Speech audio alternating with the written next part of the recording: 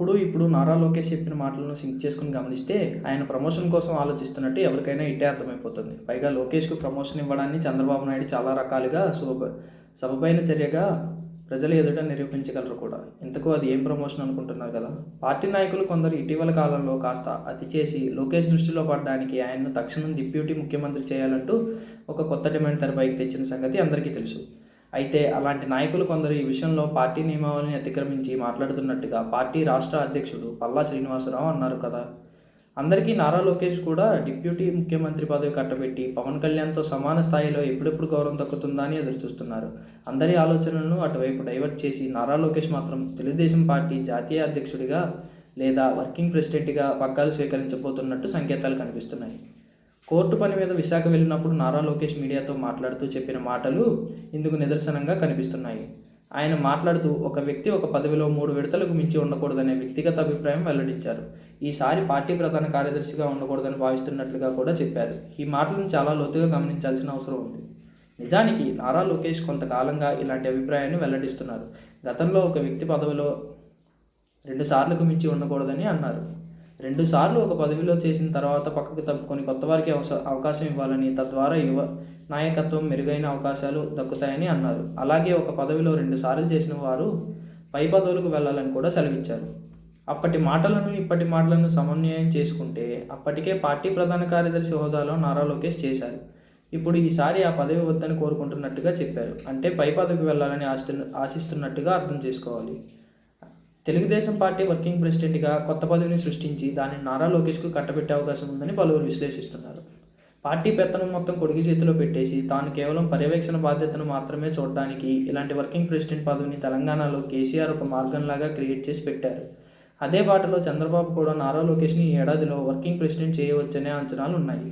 మరో ట్విస్ట్ ఏంటంటే ఏకంగా జాతీయ పార్టీకి అధ్యక్షుడిగా చేసే అవకాశం ఉందని కూడా అంటున్నారు. తనకు రాష్ట్ర సంక్షేమం మాత్రమే ముఖ్యమని, ముఖ్యమంత్రిగా గురుతర బాధ్యత ఉన్నందున పూర్తి స్థాయిలో శక్తియుక్తులు రాష్ట్రం కోసమే వెచ్చించడానికి పార్టీ పదవిని కొడుకు చేతిలో పెట్టేస్తానని చంద్రబాబు చాలా అందంగా ఆ నిర్ణయం గురించి అభివర్ణించగలరు కూడా. ఇదిలా ఉండగా ఇది తన మాట, తన సొంత ఆలోచన, అభిప్రాయం అంటూ మంత్రి నారా లోకేష్ విశాఖలో చేసిన ప్రకటన టీడీపీలో ఇప్పుడు చర్చకు దారితీస్తోంది. పార్టీలో అందరికీ పదవులు రావాలి అని లోకేష్ విశాఖ పర్యటన సందర్భంగా మీడియాతో మాట్లాడుతూ చెప్పారు. దీనివల్లనే చాలామంది న్యాయం జరుగుతుందని ఆయన అన్నారు. పార్టీలో క్షేత్రస్థాయి నుంచి పై స్థాయి వరకు పదవుల పంపిణీ సజావుగా సాగితేనే అందరికీ అవకాశాలు వస్తాయని ఆయన అన్నారు. నిజంగా లోకేష్ చెప్పిన మాట మంచిదే అని అంటున్నారు. పార్టీలో 3 సార్లు కీలక పదవులు చేసిన వారు తప్పుకుంటే కొత్త వారికి ఛాన్స్ దక్కుతుందని ఆయన అంటున్నారు.